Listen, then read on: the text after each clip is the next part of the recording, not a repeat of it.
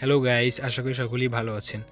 আমরা যখন আমাদের ফোন থেকে কাউকে কল দিই তখন কথা শুনি না, বা আমাদের মিডিয়া সাউন্ড থেকে যখন ভিডিও, অডিও, গান প্লে করি তখন এগুলো প্লে হয় না, সাউন্ড অফ হয়ে থাকে বা ইয়ারফোন মুড হয়ে থাকে।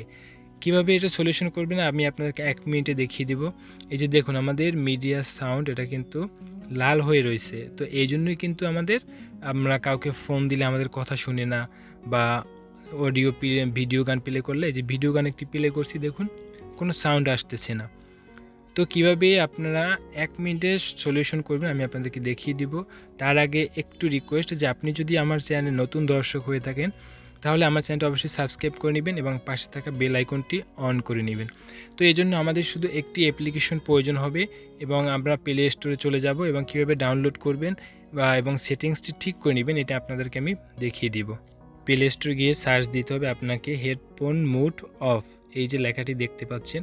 তো এখান থেকে আপনারা হেডফোন মুড লেখাটি সার্চ দিলে কিন্তু আপনাদের অ্যাপসটা চলে আসবে।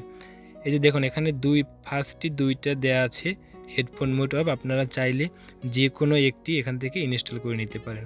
তো দেন আপনারা এই যে ইয়ারফোন মুড অফ এটাকে আপনারা এখান থেকে ইনস্টল করে নেবেন। এটা করা শেষ হয়ে গেলে আপনারা এখান থেকে সিম্পলি এটাকে ওপেন করে নেবেন।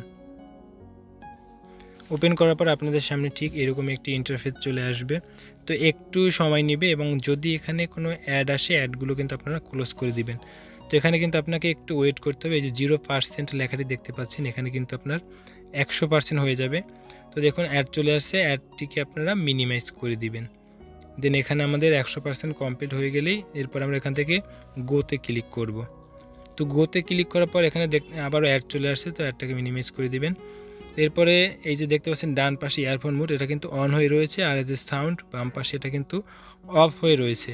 তো শুধু আমাদের সিম্পলি এই সেটিংসটা ঠিক করতে হবে এবং অডিও সাউন্ডটাকে অন করে দিতে হবে।